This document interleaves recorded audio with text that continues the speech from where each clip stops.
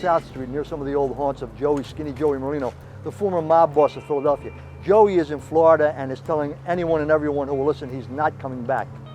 But he just got off of house arrest. He's now out on his own, and the talk coming up from Florida is he hopes to open a bar restaurant. Now, he was a habitué of bar restaurants here in Philadelphia. Not an owner, but a frequent customer. Here on South Street, at the Continental, at 2nd and Market, and along Delaware Avenue. Joey and an entourage of wise guys back in the day, back in the 1994, 95, that era.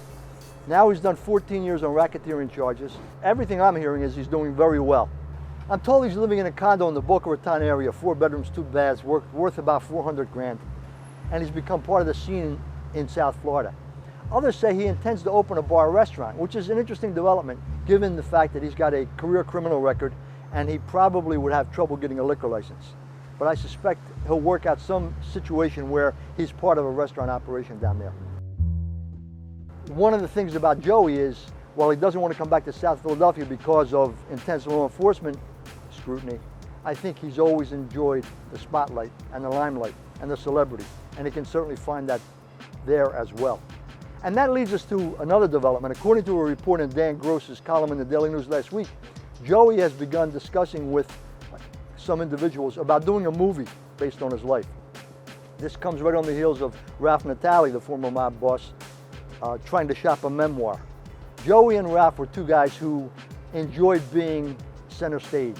And while they're no longer part of the underworld, it looks as if they want to stay in that milieu where people know who they are, they know what they're doing. Now, Joey's got problems, I would say, in terms of telling his story because of the kind of things he was involved in. If he wanted to tell a real story, people would want to know what really happened at Dante and Luigi's on Halloween night in 1989 when Nicky Scarfo Jr. was shot.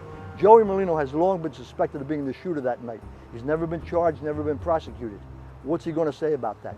What happened that morning at the Warfield Luncheon Express when, picked up on FBI video, 2 cars drove past, 4 individuals rushed into the luncheonette, shot Joe Ciangalini, then ran back out.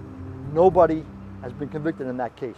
It was part of the racketeering case in which Merlino and 6 associates were tried back in 2001, but the jury found not enough evidence to bring a conviction. Nevertheless, those things sit out there, and it's part of Joey's story. Does he want to talk about that? Can he talk about that? Can he talk about unsolved murders or attempted murders, crimes that haven't been prosecuted? Does he put himself in a jackpot by doing that? He's contacted Leo Rossi, who's made several movies, one of which was 10th and Wolf, probably one of the worst gangster movies ever made. It was based loosely on Joey's life. The limelight shines, but it doesn't distinguish. If you want to tell your story, if you want to be a celebrity, you put yourself in a situation where people are going to ask more and more questions, and given the criminal nature of what Joey's life used to be, it could end up being problematic for him. So while he probably is not coming back to Philadelphia to seek that limelight, it appears as if he wants the spotlight in South Florida. Whether he gets it remains to be seen.